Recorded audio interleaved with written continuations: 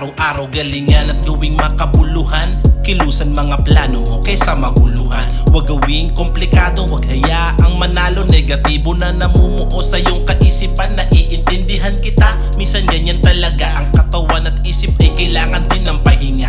Langhapin sariwang hangin yung oras, huwag sayangin. Pagkatapos tanungin sarili mo na ano na. Panat na ulit, ipakita ang lupit. Higitan mo yung kahapon na hirap na at gipit. Katotohanan masakit kahit pa magpakabait. Matamis yung tagumpay, yung kabiguan mapait. At sa halip na umasa ka palagi sa iba, hanapin dahilan kung para saan ka talaga.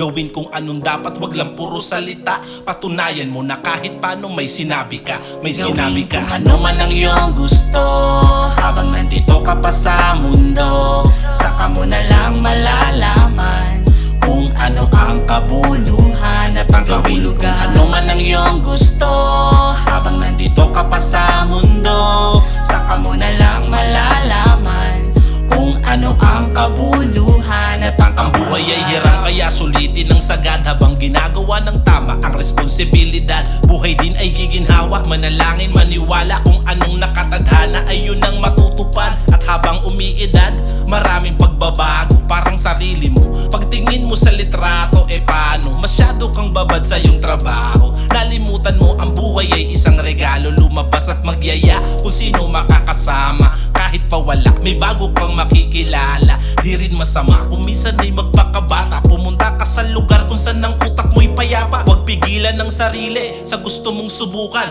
Gisingin ang damdamin na tulog sa kalungkutan.